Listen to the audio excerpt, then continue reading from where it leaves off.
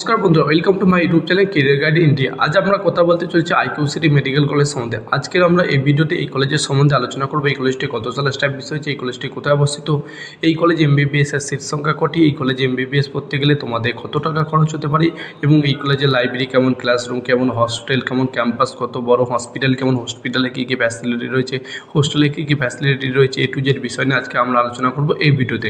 চলো দেরি না করে ভিডিওটা শুরু করা যাক। তাহলে আমরা প্রথমে আলোচনা করব এই কলেজটি কত সালে এস্টাবলিশ হয়েছে এবং এই কলেজটি কোথায় অবস্থিত।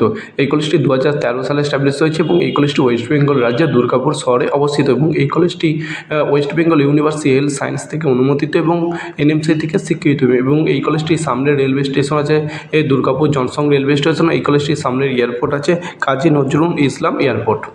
এরপরে আমরা আলোচনা করবো এই কলেজে এমবিবিএস এর সিট সংখ্যা কটি। এই কলেজে এমবিবিএস এর সিট সংখ্যা হচ্ছে 200টি, তার মধ্যে 67টি স্টেট কোটাতে সিট রয়েছে এবং 133টি ম্যানেজমেন্ট কোটাতে সিট রয়েছে। এরপরে আমরা আলোচনা করবো এই কলেজে এবছর এমবিবিএস এ কত কাট অফ দিয়েছে।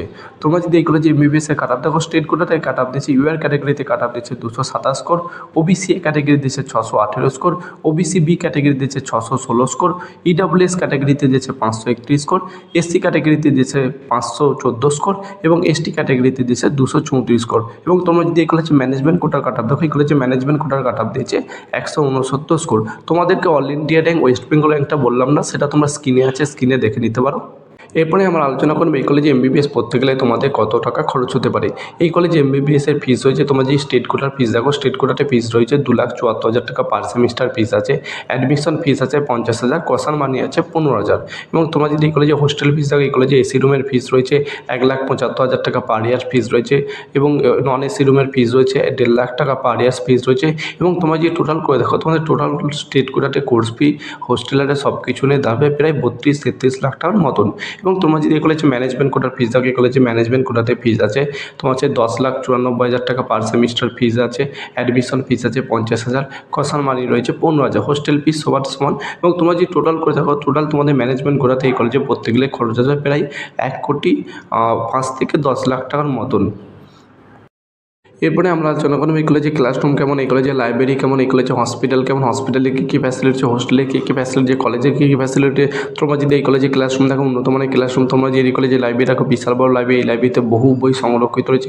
তোমরা যদি এই কলেজে ক্যাম্পাস দেখো, বিশাল বড় ক্যাম্পাস, প্রায় 100 একর জমির উপর তৈরি হচ্ছে ক্যাম্পাস।